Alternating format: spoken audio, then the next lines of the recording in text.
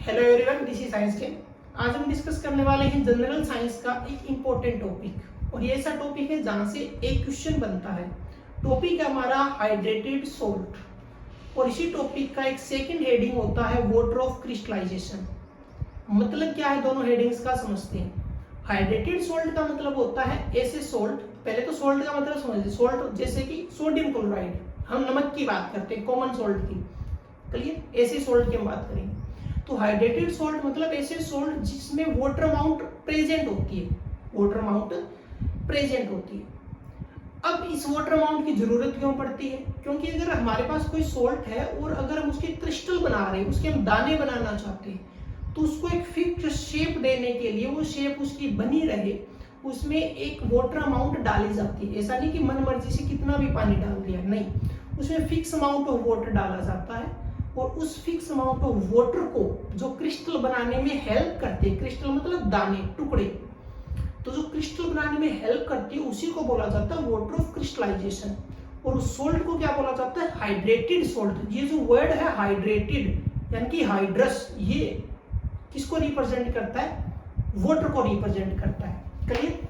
तो water of crystallization यानी कि वो अमाउंट पानी की जो क्रिस्टल के अंदर प्रेजेंट होती है।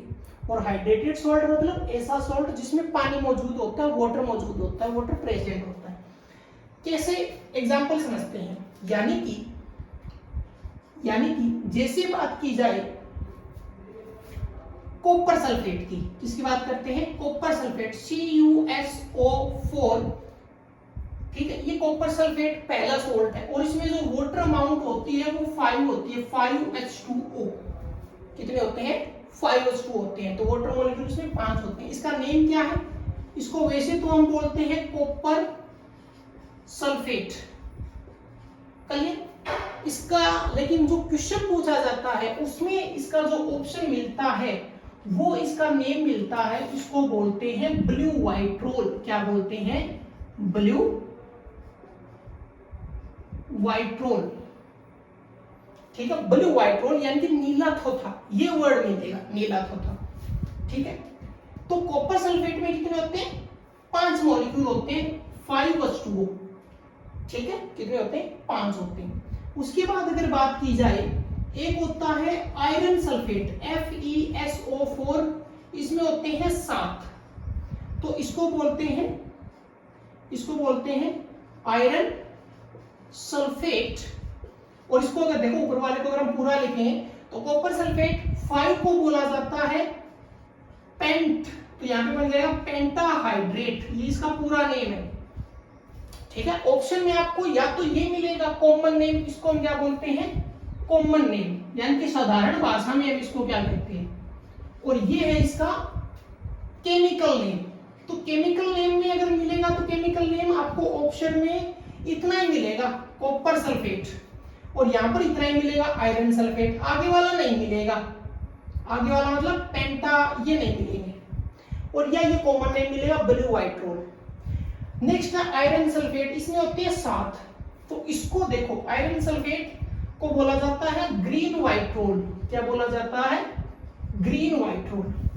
ये नेम जरूरी है, इधर वाले जिनके पूछे जाते हैं सिर्फ वही लिखेंगे। तो ये फर्स्ट लिखा, ये हो गया सेकंड। अब आते हैं थर्ड पर। थर्ड में एक और होता है, वो होता है जिंक सल्फेट। क्या होता है? जिंक सल्फेट, यानी कि फॉर्मूला होता है ZnSO4.7H2O। इसमें भी 7 होते हैं। कॉपर सल्फेट में सिर्फ 5 होते हैं, आयरन वाले में और जिंक वाले में कितने होते हैं? 7 होते हैं, और इसको बोला जाता है व्हाइट वाइट्रोल। ठीक है, ये 3 नेम इंपॉर्टेंट आपके लिए। इसको क्या बोला जाता है? व्हाइट वाइट्रोल। कहिए, यहाँ पे 5 होते हैं, यहाँ पर 7 होते हैं, और यहां भी 7 होते हैं। क्लियर? ओके, ठीक है। उसके बाद अगर बात की जाए, एक और होता है नंबर 4 पे, उसको बोलते हैं calcium sulphate. Calcium sulphate. Clear? इसका फॉर्मूला होता है CaSO4 और 2H2O। कैल्शियम सल्फेट में 2 फॉर्मूले होते हैं। अगर वाटर मॉलिक्यूल 2 है, वाटर मॉलिक्यूल कितने हैं, 2 हैं, तो इसको हम बोलते हैं जिप्सम। क्या बोलते हैं, जिप्सम। क्लियर, नोट कीजिए अच्छे से। पहला है कॉपर सल्फेट जिसमें 5 वाटर मॉलिक्यूल होते हैं, तो वाटर ऑफ क्रिस्टलाइजेशन कितना हो गया, 5H2O। इसको क्या बोलते हैं, ब्लू व्हाइट रोल। पेपर में इतना ही मिलेगा, copper sulphate, iron sulphate, zinc sulphate. Clear. Second है आयरन सल्फेट, इसमें 7 होते हैं, इसको बोलते हैं ग्रीन व्हाइट रोल, यानी कि ये ब्लू कलर का होता है, ये ग्रीन कलर का होता है, और ये जिंक सल्फेट है, ये व्हाइट कलर का होता है, white vitriol. Zinc sulphate में 7 होते हैं, व्हाइट व्हाइट रोल। क्लियर।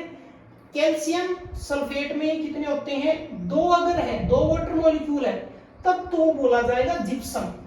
एक और आएगी इसकी टाइप। हो गए चारों, इंपॉर्टेंट है, ठीक है। टॉपिक का हम कोई थ्योरी नहीं कर रहे, जो जरूरी है बस इतना याद रखना। हाइड्रेटेड सोल्ट का मतलब क्या होता है, ऐसे सोल्ट जिनमें वाटर प्रेजेंट होता है, और जिस अमाउंट में वाटर प्रेजेंट होता है वो अमाउंट क्या कहलाती है, वाटर ऑफ क्रिस्टलाइजेशन। ठीक है। अच्छा, कैल्शियम सल्फेट का एक और देखते हैं, नंबर 5 CaSO4। अगर हाफ मॉलिक्यूल है वही कैल्शियम सल्फेट ही, 2 मॉलिक्यूल है तो जिप्सम बोला, और अगर आधा मॉलिक्यूल है तो उसको हम बोलते हैं पीओपी। ये वही पीओपी है जो हम घरों में छत पर करते हैं, यानी कि plaster of Paris, plaster of Paris. इस बात को समझ लो, प्लास्टर ऑफ पेरिस। क्लियर, ये इंपॉर्टेंट हो गए 4। इसके अलावा भी समझते हैं 6 पे, जैसे कि ऑप्शन में आता है मैग्नीशियम सल्फेट। क्या आता है, मैग्नीशियम सल्फेट। फॉर्मूला क्या होता है, MgSO4, और इसमें भी 7 मॉलिक्यूल होते हैं, तो 7 वाले 3 हो गए। आयरन सल्फेट में भी 7 होते हैं, जिंक सल्फेट में भी 7 होते हैं, मैग्नीशियम सल्फेट में भी 7 होते हैं। और इसका एक कॉमन नेम और होता है, जैसे इसका पीओपी ना, प्लास्टर ऑफ पेरिस, इसको बोलते हैं Epson salt, EPSO1, Epson salt. तो ऑप्शंस में आपको केमिकल नेम भी दे सकते हैं और कॉमन नेम भी दे सकते हैं। क्लियर। और अगर नेक्स्ट पे हम चले, एक होता है सोडियम कार्बोनेट। क्या होता है, सोडियम कार्बोनेट। सोडियम कार्बोनेट यानी कि Na2CO3.10H2O। इसमें 10 मॉलिक्यूल होते हैं, कितने होते हैं, 10 मॉलिक्यूल। क्लियर। ओके, 5 7 वाले पढ़ लिए, 10 वाला आ गया। इसमें 10 मॉलिक्यूल होते हैं, और इसका कॉमन नेम होता है वॉशिंग सोडा, धोने का सोडा, वॉशिंग सोडा। क्लियर। तो ये 7 हमने डिस्कस कर लिए, और ये 7 के साथ है, ये इंपॉर्टेंट है, ध्यान रखना। ये जो कॉमन नेम है, जो स्टार्टिंग वाले थे, blue vitriol, white vitriol, green vitriol, washing soda. Clear. यहां से क्वेश्चन एक जरूर बनता है, क्या पूछेंगे कि कौन से सोल्ट में वाटर ऑफ क्रिस्टलाइजेशन नहीं है, नेगेटिव में आएगा।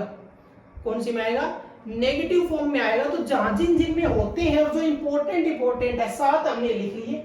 इसके अलावा अगर कोई आएगा, इन्हीं यही आएंगे ऑप्शन में, इन्हीं में से ऑप्शन आएगा। इसके अलावा कोई आए तो आप छोड़ सकते हो, वही आपका आंसर होगा। क्लियर। तो हम मिलेंगे एक नए टॉपिक के साथ और एक इंपॉर्टेंट टॉपिक के साथ।